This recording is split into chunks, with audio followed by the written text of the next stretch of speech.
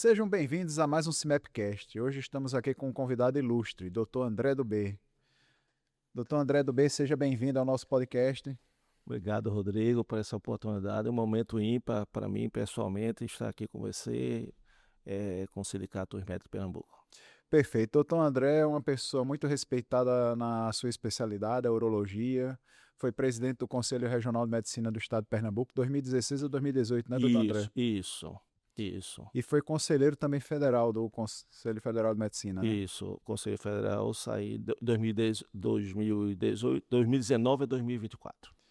Perfeito. Fala um pouquinho da sua história, doutor André.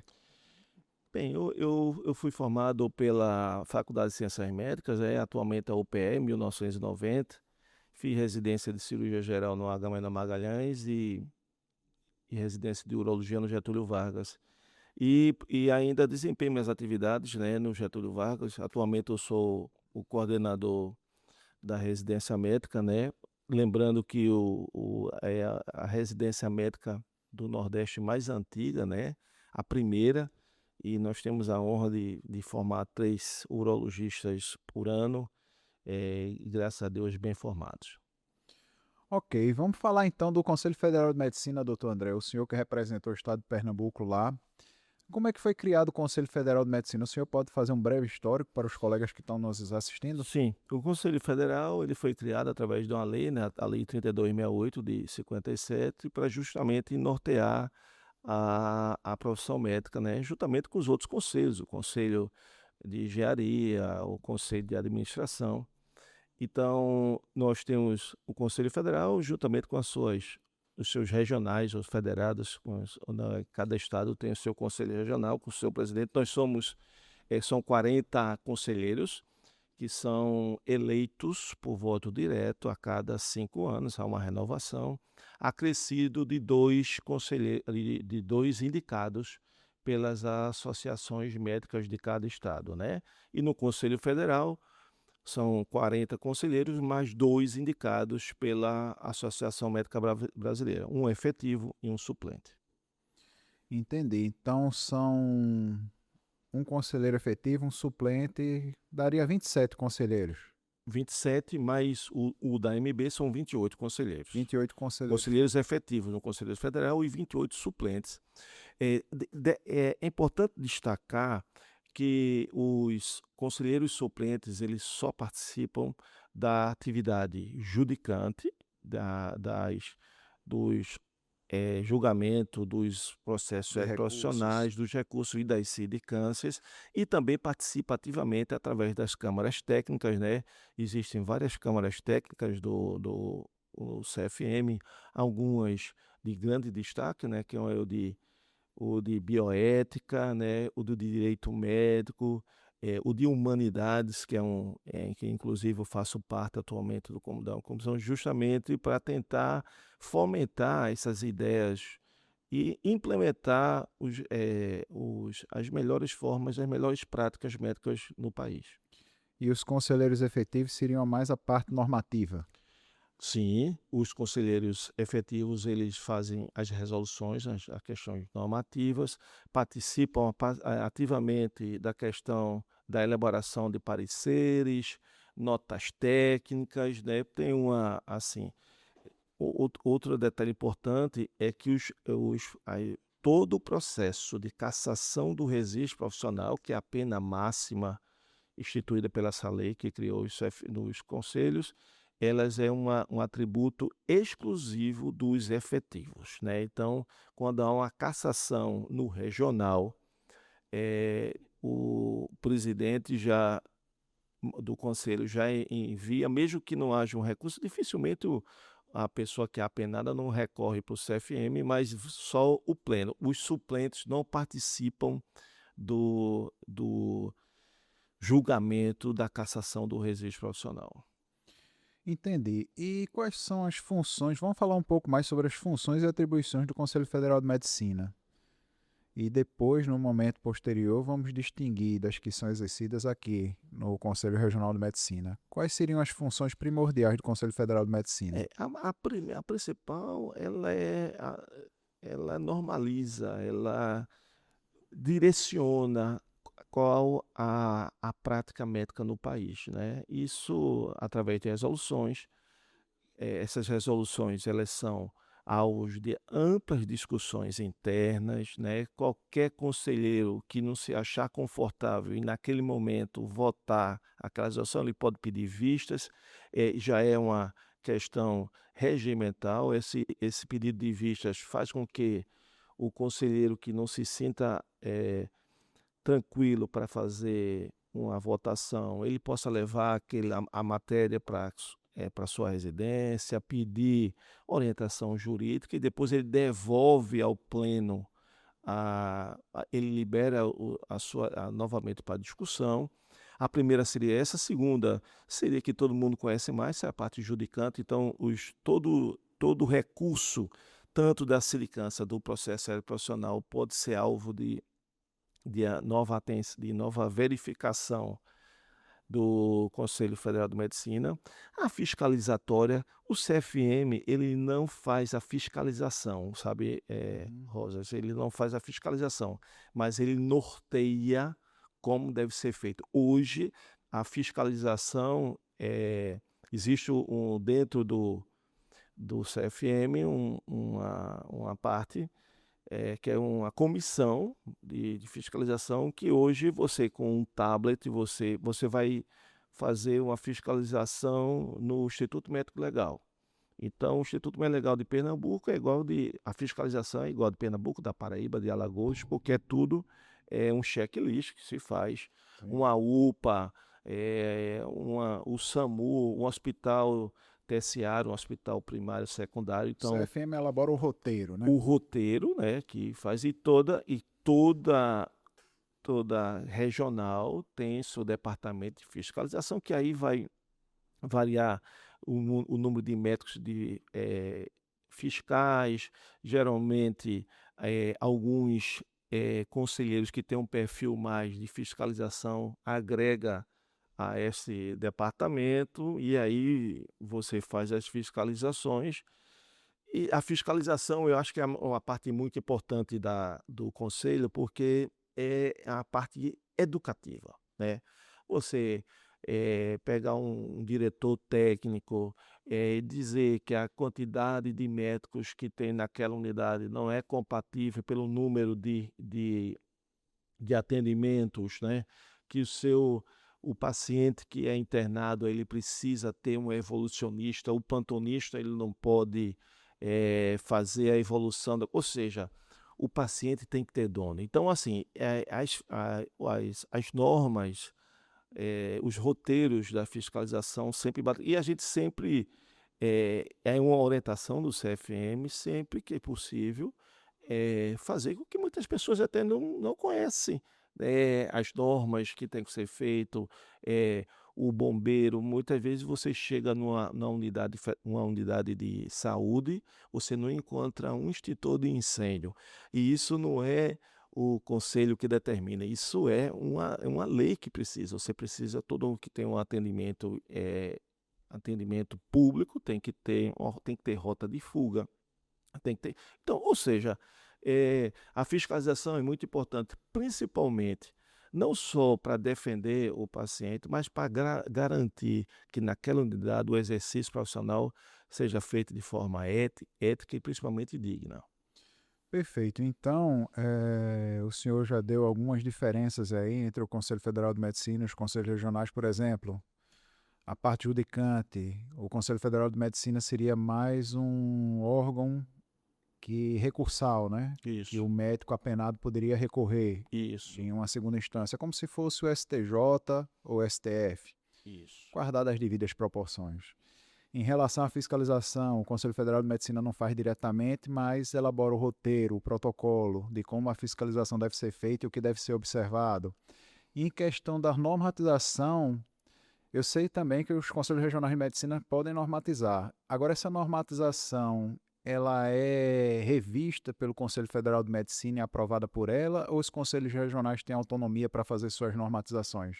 Sim, essa pergunta sua é muito boa. Sim, eh, os, eh, os conselhos regionais podem e devem se manifestar Obviamente, quando você vai estudar algum assunto, a primeira coisa que deve ser feita é procurar na base de dados do CFM, se por acaso aquele assunto já não foi alvo de discussão, né. Você pode botar um assunto, eu vou botar aqui, abandono de plantão, né, então, abandono de plantão, o CFM já deve ter se manifestado, ou outro conselho regional de São Paulo, Espírito Santo pode, claro que o parecer de São Paulo só tem ação sobre o estado de São Paulo. Mas você pode, por analogia, ver um assunto e, depois de uma ampla discussão, o jurídico se manifestando pela pertinência constitucional, que existe todo um arcabouço jurídico que tem que ser obedecido por isso. Você não pode fazer coisas que estejam Contra a fora do lei. arcabouço da Constituição. Aqui nós, o Conselho Regional de Pernambuco tem uma que ainda norteia vários outros conselhos regionais, que é o número de atendimentos, né, que deve ser feito numa emergência, num ambulatório, tá? Isso aí o CFM, obviamente, já está também dentro do arcabouço de pesquisa de assunto, a questão da normatização do número de atendimento, e já faz o quê? Acho que foi de 98 essa resolução do CREMEP, que ainda hoje alguns estados ainda têm ele como um esboço de atendimento ético. Entendi. Então o Estado tem o Conselho Regional de Medicina do Estado tem autonomia para fazer a sua normatização, desde que não fira o que está posto no Conselho Federal de Medicina, as normatizações do Conselho Federal de Medicina, não pode ser alguma coisa que vá de encontro, né, o que está preconizado no Conselho Federal de Medicina e a Sim. legislação brasileira, né? Isso. Um exemplo, vamos aqui, publicidade e propaganda médica. Você não vai fazer porque já tem uma resolução Uhum. hierarquicamente acima, que é do Conselho Federal de Medicina. Você não vai fazer uma resolução que vá de encontro à resolução, porque vai cair de fato, assim, não tem nenhuma motivo para isso. Ok, vamos falar então da atuação do Dr. André do B no CFM. Como é que foi sua atuação? Foi que período a que período? Eu fui conselheiro suplente 2019 a 2024, né? Helena Caneleão foi a conselheira efetiva juntamente comigo. A minha atuação, como eu já falei no início, ele foi mais a questão judicante. E diga-se de passagem, a nossa turma, em 2019, por uma necessidade do CFM, por um acúmulo de recursos, principalmente de sindicância e de processos profissionais, os conselheiros, por você ter uma ideia, os efetivos, eles não fazem mais grau de recurso de sindicância. O grau de sindicância é só do suplente, né? Então a gente se reunia uma vez por mês, né? A gente, nas quintas e sextas-feiras, o dia todo, a gente pensa que é muito trabalho que dá um CFM, muita renúncia. Eu digo sempre isso. O efetivo, ele praticamente ele vai toda semana para lá, Rodrigo, para Para Brasília, Brasília, né? tá? Então, assim, você deixa de fazer seu consultório, há um desgaste, assim, Abdica de sua vida profissional, né? não é fácil, né? A minha especialidade, a especialidade cirúrgica, apesar de algumas vezes eu me ausentava 2 vezes no mês, né, porque uma semana tinha um julgamento, outra coisa tinha reuniões da Câmara de Bioética, de Direito, da própria urologia, então é muita renúncia. Foi bom? Foi. Aprendi muita coisa, né, assim, é engraçado que, lá você vai ter muita opinião divergente sua, né. E muitas vezes o poder de argumentação do uma pessoa que vê de uma forma diferente e uma argumentação melhor, eu tive alguns assuntos que eu mudei de opinião quando o argumento do conselheiro, do outro conselheiro foi importante isso, né, então eu acho que foi muito importante. Agora, a renúncia é muito grande, eu fico impressionado com, pronto, o exemplo, o atual presidente, doutor José Irangalo, já está há 15 anos lá no Conselho Federal, ele é do Acre, né? Então, assim, Acre não, de Rondônia, mas não é fácil, viu, Rodrigo? Não é fácil. Diferentemente do regional, que você pode desempenhar suas atividades no consultório, na sua atividade pública, do CFM você abandona muito isso. Tá lá em Brasília, né? E qual a importância, doutor André, do fortalecimento do Conselho Federal de Medicina Principalmente agora, né, que nesses tempos, nós né? estamos num momento muito difícil, né? E a primeira coisa, sabe, Rodrigo, que eu quero falar para vocês, é essa polarização política que o país está atravessando, ela contaminou de uma forma tal, tá certo, que vem causando grandes prejuízos para o médico, principalmente para a formação médica, né? Essa proliferação de escolas médicas que nós temos aí, esse resultado do último ENAD que foi feito pelo Ministério da Educação e Cultura, quando um terço dos egressos tirou nota zero. Isso é uma importância de discussão, não só dentro dos conselhos, dentro do sindicato, dentro das associações médicas. Isso aí tem que estar, isso aí tem que ir para o Ministério Público, tem que ir para dentro das universidades, porque a formação médica está em xeque, tá? Você não pode um terço tirar nota zero. Imagine você, eu fico imaginando, porque a nota, assim, foi uma prova do Enamed diz que não foi uma prova tão difícil. Eu fico imaginando quando você fizer uma prova mais robusta, com mais conteúdo, vamos falar assim, tá certo?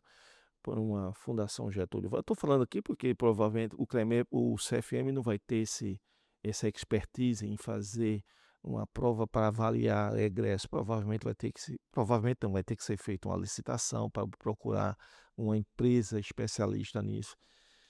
E como é que vai ser isso? Como é que vai ser? Porque isso daí essa falta de discussão é uma irresponsabilidade, eu digo, social.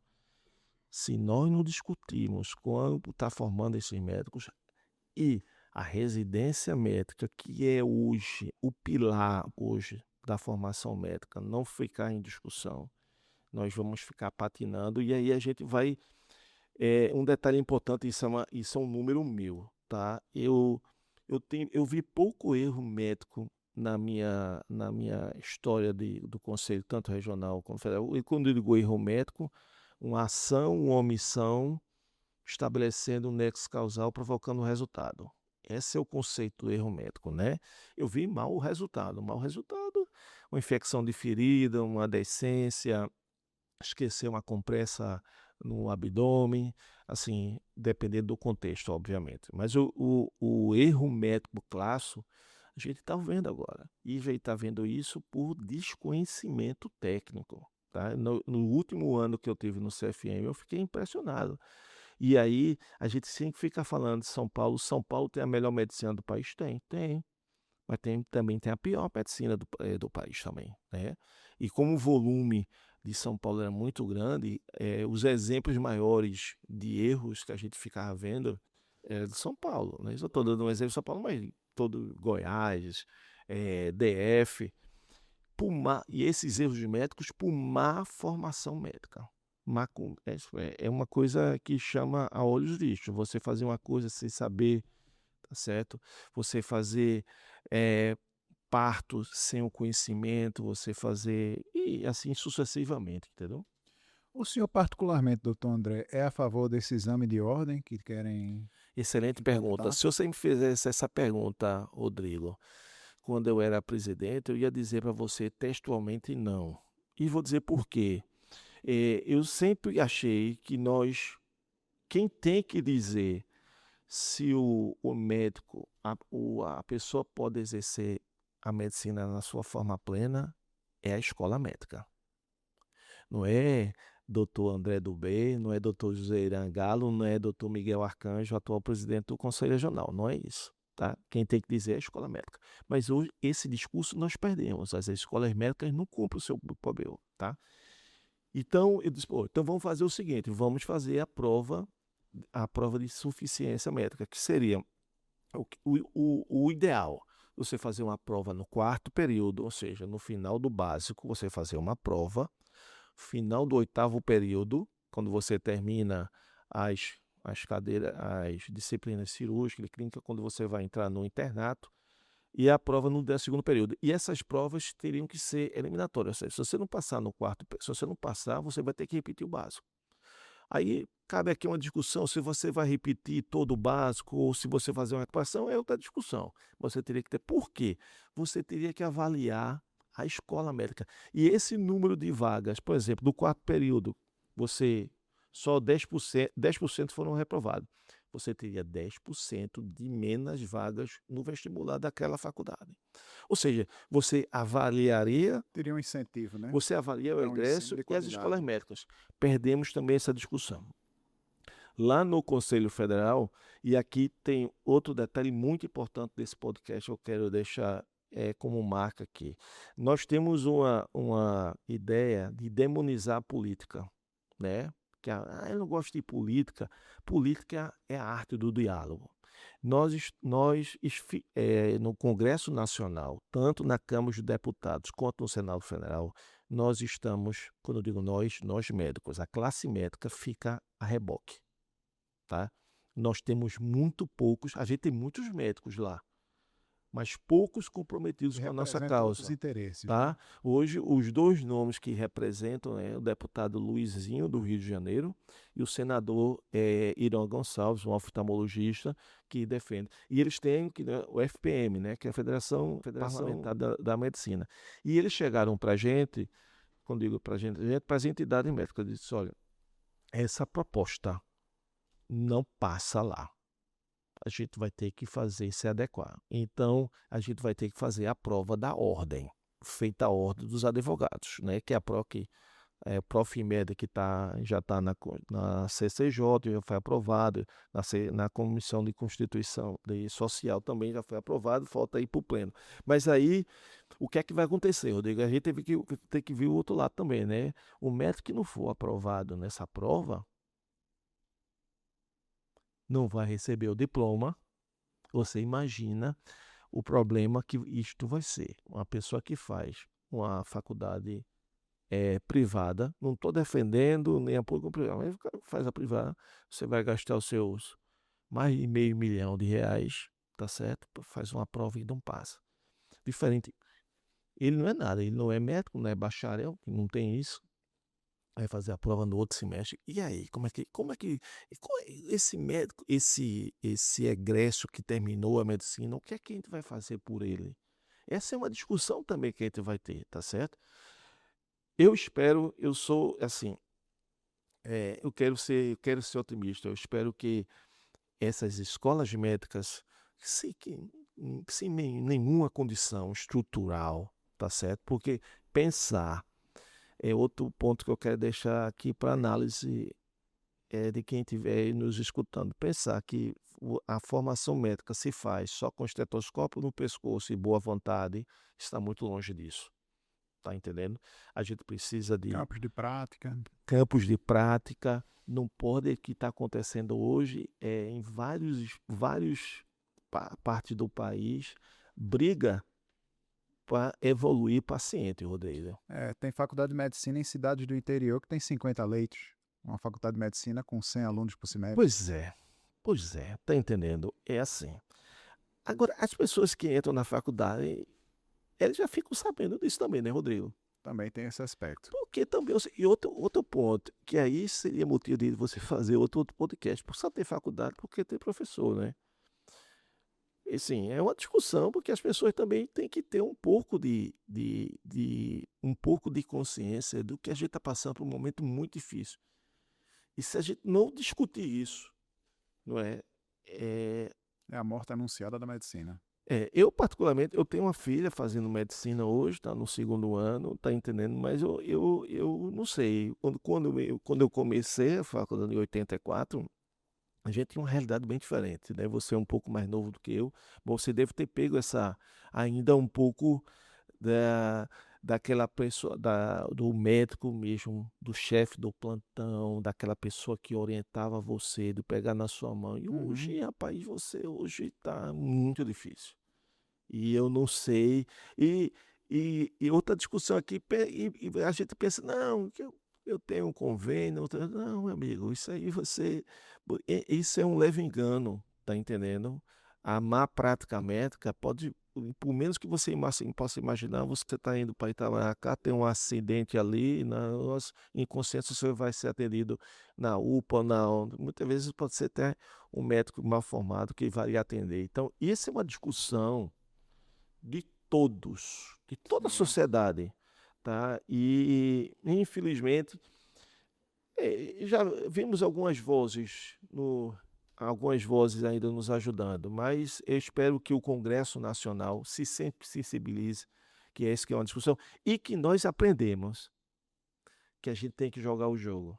Quando eu digo jogar o jogo, nós temos Entrar na que política. a gente tem que entrar na política e a gente tem que votar. Não precisa o deputado ou senador só defender a causa médica, não. Não, eu acho que não é isso, não. Eu acho que tem várias. Mas tem uma sensibilidade, né? Tem que ter acessibilidade. O que não pode é a gente ter vários colegas médicos lá que, quando a gente vai assinar, simplesmente nos dá as costas. Eu digo isso a você porque, quando eu estava lá, a gente ia muito para congresso, a gente ia visitar os deputados, senadores. Detalhe, o Conselho Federal de Medicina tem um escritório, tem duas funcionárias do Conselho Federal de Medicina justamente para intermediar isso com os parlamentares, essa discussão, sensibilizar. Alguns recebia com muita, outros nem faziam galhofa da gente. Isso é um momento triste, mas é a realidade. Perfeito, doutor André. E olhando para o futuro, como é que o senhor vê que o Conselho Federal de Medicina pode ser melhorado em sua atuação, sugestões? O que é que o senhor acha, pela experiência que o senhor teve de já estar lá dentro? O conselho é assim, o Conselho Federal de Medicina ele está sempre em completa ebulição, né? Hoje, um exemplo, quando eu me formei, eu nunca vi. E você também, você vai concordar comigo, eu nem podia imaginar que a gente teria inteligência artificial, Não. né? E a inteligência artificial, ela não está normatizada ainda pelo Conselho Federal de Medicina. Ela vai ter que sentar, averiguar e dar os limites éticos, né? A gente precisa. é, Então va- essa seria uma sugestão. Uma sugestão não, uma ideia. a Se inteligência, debruçar sobre esse a tema. inteligência artificial, eu acho que é um momento. Nós vamos precisar também isso. A saúde mental dos nossos colegas, né? Eu tenho muito contato com os médicos residentes, né? E assim, é impressionante. Os médicos com até 10 anos de formado, tá certo? Como eles estão desestimulados, tá? Porque não vislumbram uma carreira médica, que a gente sempre falou da carreira médica, que uma Carreira discussão, médica sólida, é tranquila. uma, é uma pauta que eu acho que a gente tá perdendo essa pauta, essa discussão dentro do Congresso Nacional, porque quando fala de carreira médica, né, a gente não tem, por exemplo, né, o nosso piso salarial definido, né? Tem a FENAM, a Federação Médica Brasileira também, mas, assim, o que o CFM precisa ver é a saúde mental dos colegas, está entendendo? Há um empecilho burocrático, né? Porque na lei 3268 não está contemplado essa função do Conselho Regional de assistência. Isso aí eu digo a você porque, quando eu era presidente, eu esbarrava nisso, né? Nós tínhamos o recurso, mas a gente não tinha a forma de delinear isso. Mas a população, os médicos estão doentes, os médicos que trabalham, que aí é uma pauta mais do sindicato, mas a gente não pode fugir disso, que a violência que os médicos, muitas vezes. E o pior de tudo é que o médico está inserido nessa violência, não é? Um exemplo Por agora. culpa de terceiros, às vezes, né? é, a- Subdimensionamento de equipe, falta de estrutura ontem, adequada. ontem de manhã, ou foi ontem à noite, eu vi a manchete: 70 crianças esperando UTI por conta da síndrome respiratória aguda, né? E aí, quem fica lá na ponta é que fica levando a rebordosa, não é? Isso E é quando é um problema estrutural. sendo culpa do gestor. Pois é, cara. E aí é difícil. Então, o Conselho Federal, ele vai ter que encontrar uma forma disso, porque a tendência disso é aumentar essa doença mental na população, né? O burnout, a gente não pode falar, os médicos hoje, apesar de ainda tudo, eles estão trabalhando mais e ganhando menos. Isso é um detalhe importante. Até na saúde suplementar, não é? Os médicos estão trabalhando mais e ganhando pouco. Eh, então, basicamente, eu diria isso a você: a saúde mental do médico, a violência. A violência, o CFM já tá tendo mais, uma ação mais efetiva, né? Eu já soube que eles estão já estudando uma resolução para punir os diretores técnicos que Atuarem não atuarem na prevenção. na prevenção, nas escalas médicas incompletas. Também a questão é, graças a Deus não é tão frequente aqui, mas no norte, no centro-oeste, no sudeste, o atraso salarial é quanto mais lá, né? Parece que eles já colocam isso no bojo como se... E eles falam, não, porque o médico tem 2, 3 empregos, ele aguenta mais, e não é isso. Uhum. Médico é um ser humano como outro qualquer, que tem despesa para pagar, é pai, é avô, é tio. Então, essa que é uma discussão. Então, seriam essas coisas que o burnout, a violência, a questão da inteligência da Remuneração. remuneração. A inteligência artificial, a gente não vai poder fugir desse assunto. Esse é um bom tema. A gente não vai poder fugir desse assunto. Né? Porque já chega paciente, e eu digo isso porque eu sou na minha especialidade, é impressionante, as pessoas já chegam com o chat O GPT, diagnóstico do já chegam com o chat ChatGPT. GPT, já vem discutindo. Que eu digo uma coisa a você, eu não acho até ruim não, viu? Eu acho até isso é bom. Porque a relação médico-paciente, por mais que nós façamos um esforço enorme para tentar ser igual, ela não é igual, né, Rodrigo? Porque eu não tenho um É, conhecimento. Quando a pessoa vê o ChatGPT e faz essa, aspas, essa filtração, até que eu acho que a consulta é muito importante, né? Hoje, outra coisa importante que eu acho é ninguém é obrigado a fazer nada contra a sua vontade, né. O CFM já tinha uma resolução agora, que agora foi normatizado por lei, né, que o paciente, ele pode se negar, ele pode ter a recusa do tratamento, não é. Você: "Não, eu não quero fazer esse tratamento, doutor", tá. Você imagina isso na década de 60 e 70, isso seria uma heresia. Como é que o paciente ia de encontro ao médico, porque o médico naquela época, hoje eu acho que o desenvolvimento da sociedade, isso foi importante para a população, principalmente para o paciente entender, da recusa do paciente. Hoje a gente testemunha de Jeová, né, você já chega, já consegue argumentar. Inclusive o médico, dizer que ia operar o paciente fazia testemunho de Jeová há uns 50 anos atrás, hoje já hoje, se você for analisar, eu estou falando você para um cirurgião, um paciente que uma hemoglobina de 10, uma cirurgia que você tem todo o conhecimento técnico, uma cirurgia que vai sangrar, não tem por que você não operar um paciente com testemunho de Jeová. uhum. Até porque a gente vive num país laico, a gente precisa, eh, respeitar a opinião de todos, não é isso? Perfeito, doutor André. Já estamos chegando ao final do podcast, doutor André, infelizmente. E Foi tão gostaria de... bom, foi rápido. Foi rápido, é. Eu gostaria de agradecer a sua presença. Obrigado, Rodrigo. Foi muito importante o senhor vir aqui, que esclareceu muitas dúvidas que os colegas têm em relação à atuação do Conselho Federal de Medicina, Conselho Regional de Medicina. E eu vou deixar esses minutos finais para o senhor fazer alguma colocação que o senhor ache pertinente. Primeiro, Rodrigo, agradecer a você, em nome da diretoria do Sindicato dos Médicos, essa oportunidade. Esses são momentos, como eu falei no início, ímpares, né, na vida do médico. Nessa correria que nós temos hoje, os médicos muitas vezes não se atentam para discussões que estão na porta dele, na pauta dele, tá? Então, eu quero, me dirigindo a você, colega, veja nós vamos ter uma eleição futura aí, já está bem pertinho as eleições.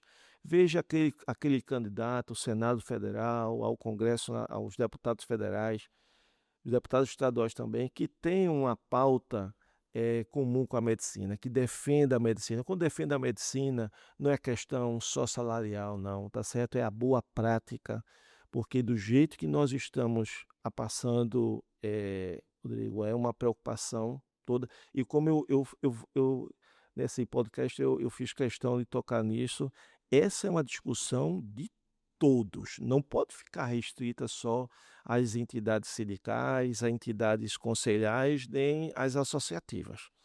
Elas precisam ir para o judiciário, para o Ministério Público, para ONGs, está entendendo? Para as escolas, colégios, porque o mal médico é ruim para todos.